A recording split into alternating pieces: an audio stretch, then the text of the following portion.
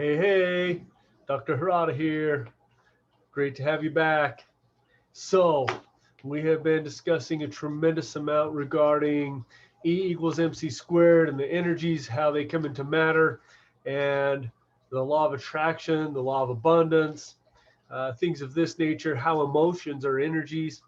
So, now we're going to apply this in an Eastern philosophy manner as well, using the terms energy centers, which in Eastern philosophy are known as chakras. There are a lot of belief systems built around the chakras. So some authors and writers prefer to use the word energy centers because that's exactly what they are. Now, there are 8 energy centers of the body. Let's review those. Let's start at the root, which is down at the groin and at the center of the body. Then we go up into the sacral energy center, then into the solar plexus, which is right at the connection of the ribs.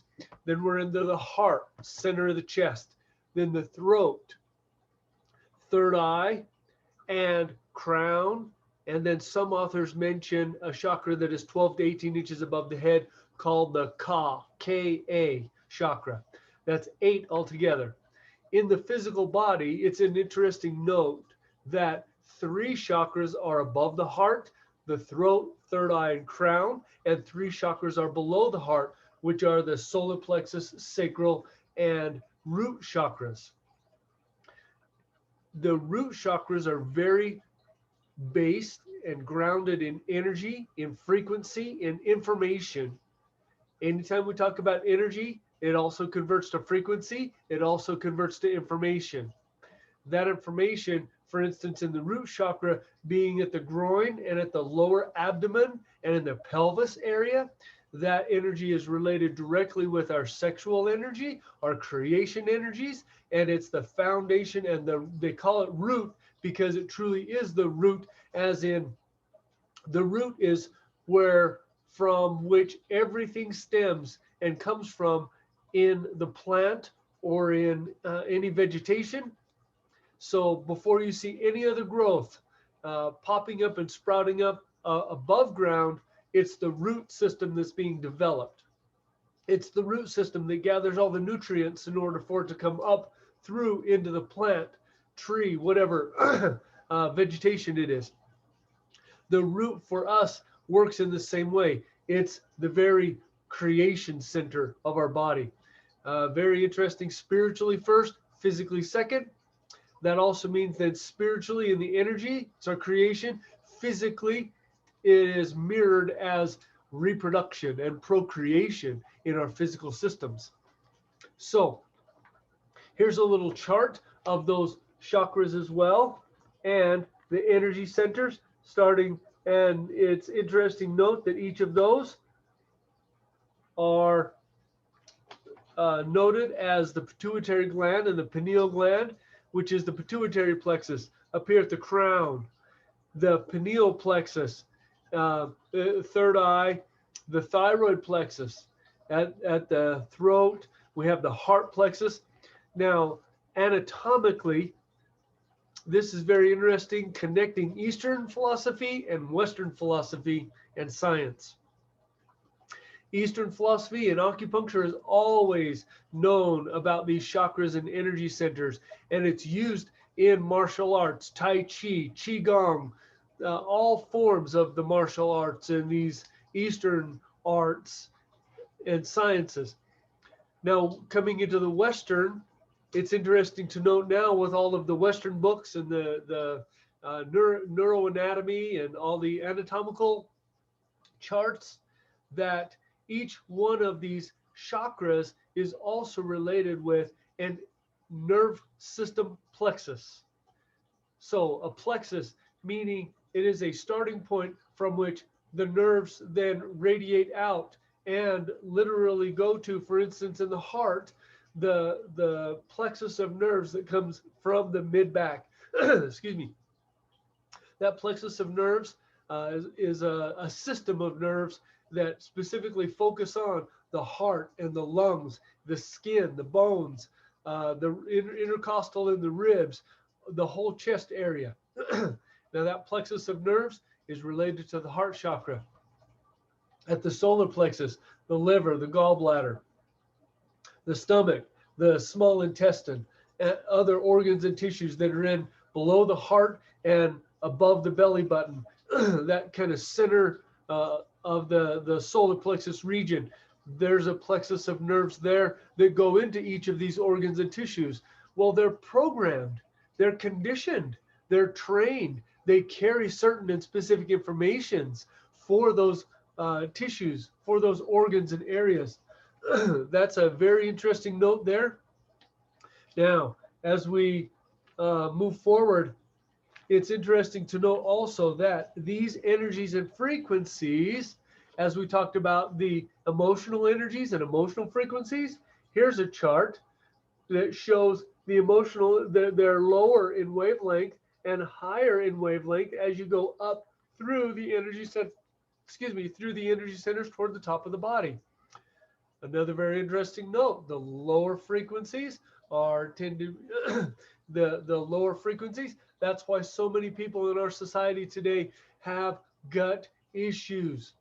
These three lower chakras being specifically related with the physical body, the upper three chakras being related with the spiritual body, if you will, the upper thoughts and the spiritual thoughts and the higher energy centers and the higher energy levels in frequency and in energy.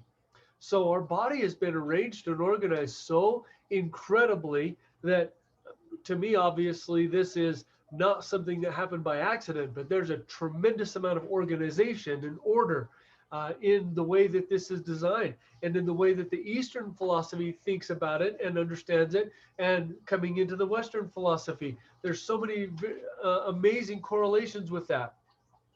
So as we look at the lower three energy centers, and that's in the gut and the sexual and the digestive and the eating, and the solar plexus energy center has a tremendous amount to do with the way that we think about who we are, the way that we believe in ourselves and who we are, and all of that information stored. So when our belief system in ourselves is challenged, we have gut issues.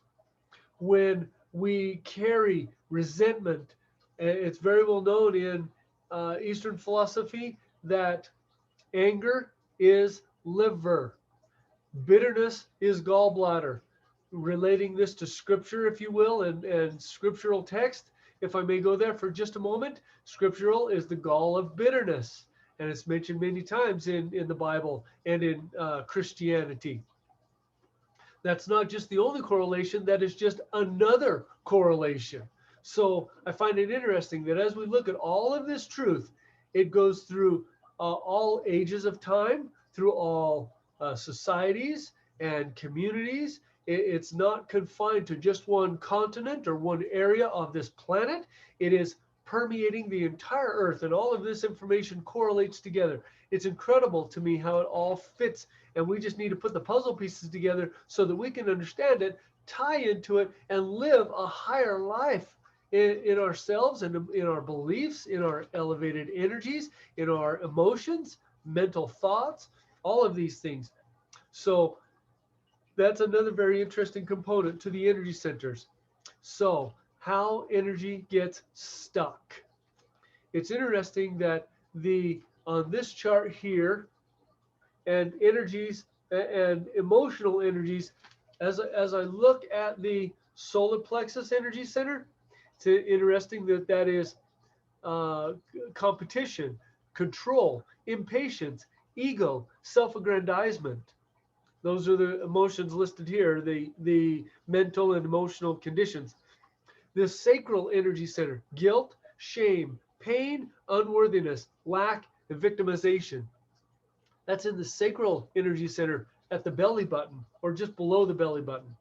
The root, sexual depravity, sexual addiction, sexual anxiety, sexual confusion and pain, trauma from molestation. So there's some huge correlations with these energy centers, our thought processes, traumas or experiences that we've been through in life, how we continue to process those. So this information is absolutely incredible in knowledge that can be applied to help you understand who you are, and it's helped me understand who I am at a deeper and a better level, so that now I can begin working with these. And the heart is right in the center. So the heart is the processing, which is the great connection between the lower chakras and the upper chakras, and bringing those lower energy centers and elevating them and connecting them with the upper energy centers, so that now we can have proper balance, proper energy flow, and those energies that we just mentioned, they get stuck.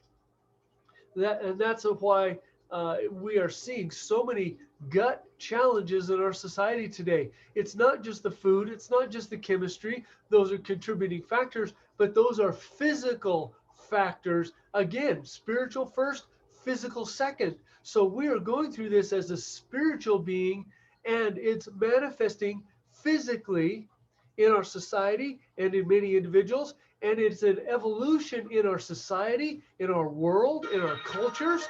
And it's incredible how fast 10 minutes goes by. So I'm going to end for today, and we'll pick this up again. Comment, think about these things. I'm looking forward to your feedback and how this is affecting you in your life. I appreciate you. I love you. I thank you so much for attending. We'll talk again soon. Bye-bye.